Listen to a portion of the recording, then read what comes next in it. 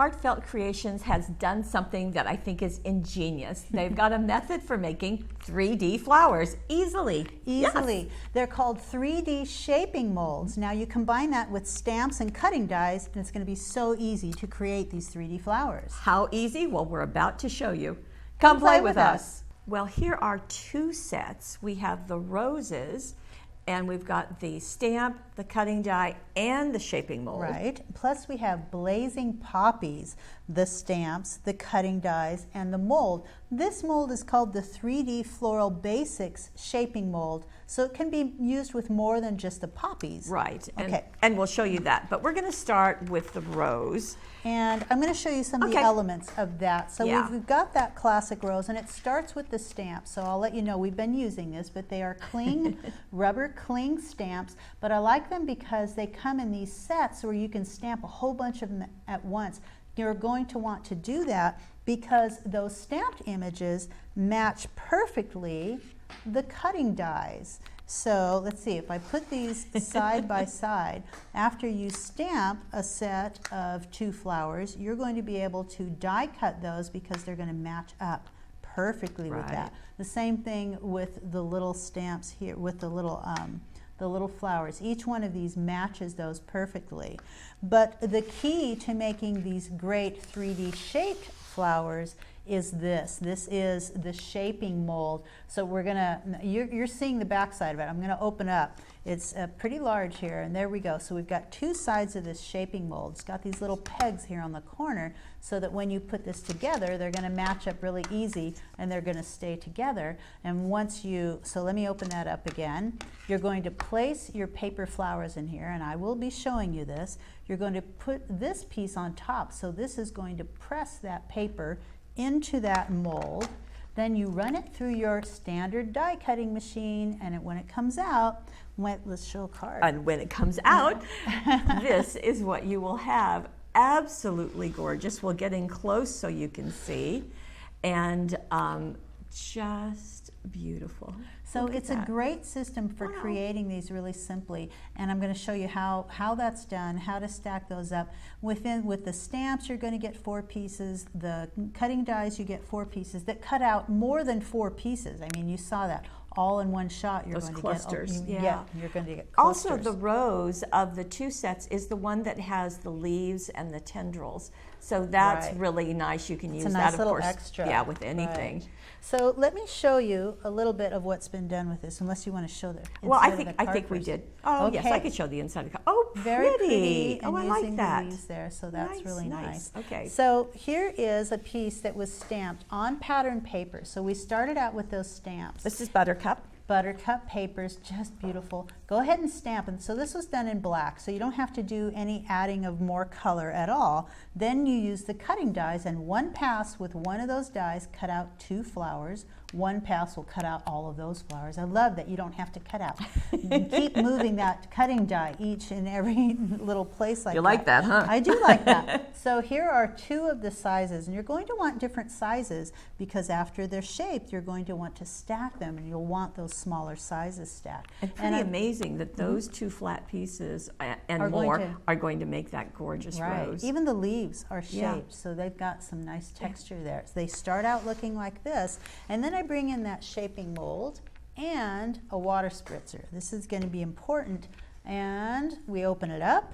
So I've got the part with the depressions in it. I'm going to take my flowers, I'm going to find the large flower, I'm going to place it face down. So stamp side down. Right, onto that flower. Just find where it fits best. There's actually like a, let's see, there we go. It fits best just like that. Just kind of keep turning until you can see that it fits really well. And you can do a whole bunch of these at once. So let me see if I can figure out. You just kind of keep turning until they fit just right. And I think it's like that one. And we're going to do the leaf too. So we've got all of these that I can do all at once. Just turn them until I have it just the right way. Place that right where I want it to go. And before I place the top on, I'm going to spritz it with just a little bit of water. Now this is going to relax that paper just enough so that it's not going to tear when you run it through the die cutting machine. Now I'm going to place this right on top, It's going to close down. Actually, I have to push it down a little bit because it's pushing those in place. But to get the best impression, I'm going to bring in my die cutting machine. Now I've removed that large lower platform, but I'm going to place this between the sandwich of the two cutting platforms, so cutting plates. So I'm going to put that in here just like so. And while I'm doing this, we actually have some information on using cutting die. Heartfelt has put together this download, which will be on our site, telling you which machine has what sandwich. So we're, of course, using the Big Shot here, and it's pretty simple. Right. Actually, all of them are pretty simple, but you can download this, and it will work with whatever machine you have. Right, so you've got that information. Pretty simple. You're just going to probably have to remove that big plate because you've got this big plate Right. going through. And so now pull it off like so. And you can see that they're all pushed down in Right. there. Just remove them. And let's just look at one of those. Wow. So there Very it is. It's dimensional. all shaped, and Look it's at that. all of these shapes of a, now that looks like a flower in nature that is naturally occurring like that. I love that. So it's not just this round area, it's nice little wrinkles. Here's the smaller one. And then you just place them, you start stacking. Now I'm not going to stack them one petal on top of each other. I'm going to turn it and offset just a little bit, glue that in place, and you'll have the beginnings. And you just keep adding the different sizes. So there's some of them. I've got a whole bunch of them over here. Oh, they were already created. What I think is cool about these, on the back side, they're plaid, and I would love to make a little plaid rose That'd be too. cute, yeah. So just keep stacking them, find the next size down. Now you need to glue them, right? You do. You're going to glue them in place, and you can add more of the same size too, as long as you offset them so you can see those petals between. It's really going to give you a lot fuller look. And then when you get to the center, those smallest ones are going to be right here in the center. Now you can just do it just like that. You can leave them all open, glue them in place, lift up those little bits, those petals just a little bit, and that's going to be a beautiful flower. And adding, I am taking out now the leaf, adding that nicely dimensional leaf with that too, that's going to be gorgeous. But Susan did one more thing with this to make it just a little bit more special. If we look at one of these, the center, the bud is all closed up on each other like that. The way that she did that is that she took the smaller pieces, and instead of laying them like this, she turned it over like so, and lifted. I'm going to push down just in the center a little bit and brought all of those pieces up to the center. It's kind of hard to see with my glitter-kissed finger here, thumb. And she just started gluing them in the center to create a little bud. And then she did another one right on top of that. You can just keep adding them. So just right around it, huh? Just right around it to Okay. form that little bud. And that's what she placed in the center on top of the other stacked petals. So probably, I bet the Specialist acrylic glue would be perfect for this. It is perfect, and I've got that here off to the side, and that, because it's got that needle nose tip, really easy to anchor those in place. And I want to show you one other flower that Susan created with this. This one she used only the large petals, because she saw it somewhere on a website or something, and said, okay, well, I'll try that. Using only the large ones, she thought it looked a little bit like a cabbage, and I agreed with it. It looks like a cabbage rose. Looks like a cabbage. So that's what's nice about having all of the different, Yeah. so use the smaller ones, get to that, and like that card you're seeing. And it's just gonna again, make a this is beautiful look. a smaller piece, so you can vary those sizes. And I do love the leaves and those tendrils coming out from But you it. saw how quick that is. So Yeah. look at this mold. It's got all of those flowers all in once. So do them all, place them all on there, spritz them, run it through, bam. You've got all got of it your done, molding yeah. done. So really, just one fell swoop. Now here is another, and it is a little wider, so you can see how that Oh, is it's beautiful, working. though. And we'll get in tight. And this was done on the pattern paper. This is from Illuminate. Right, and just a little bit of ink was added to that. So after Susan molded the petals for that one, she got out her cat's eye cue here picked out the color that she wanted, and then just added a little bit of ink to each one of those petals before she put them together. That is just stunning, absolutely stunning. Beautiful. Now, if you were mailing this, these are surprisingly firm. I mean, I'm pressing hard on this, and it's not giving at all. It's so nice and tight. maybe some bubble wrap over the top of it, and it can go through the mail. Just absolutely beautiful. It is beautiful. Yeah, so this is roses, and this is giving you a couple of different color combinations, and of course you can play all day long. Roses come in, 5 million colors. Now, with the roses, you need the rose shaping Right. mold, the 3D rose shaping mold. Right. But with the other flowers, And you can use the 3D floral basics. Right, and we're going to go now into the poppy. So we've got, as you saw, the poppy set and the basic mold, and here is what that's going to look like. So Absolutely beautiful. scrapbookers, this is also for you. Just gorgeous. I love these big clusters of flowers. Now these were done on white cardstock.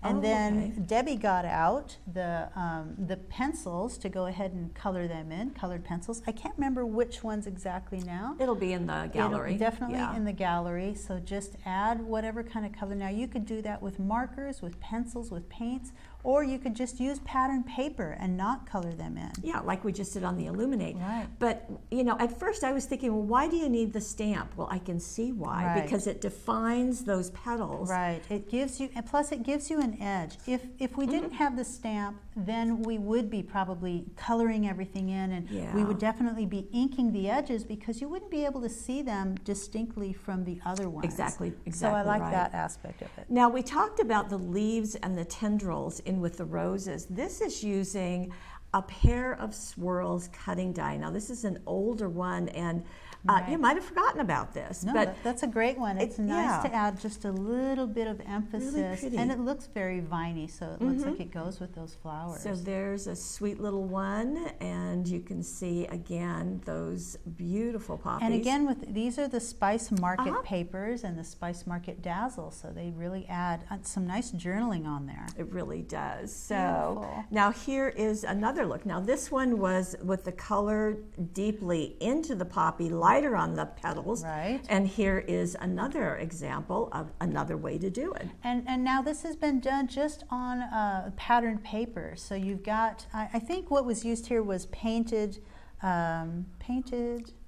I can't remember the name of this one, but it's Paper painting. Paper painting. Yes. So it's the red from the paper painting. This is a different set, so it's a different red, but it's that same concept of stamping and die cutting on patterned paper. So you've already got your color there, and then this was shaped. It was sent through, and it's got that nice shape. And this one, you turn it over this way, and you've got the petals going upward, or turn it over the other way, and you've got them that way. Flip down, yeah, so you've got that. Now this also has a sheen to it, and I believe that was done with the Wink of Stella Right. or It was the any Wink of of Stella. those. Right, So yeah. that you can just brush that on if you want a little bit of shimmer. Nice and shiny on there. Yeah. That's so pretty. Now, what if you want to use something else? What about the Ariana blooms, both the cutting die and the stamp?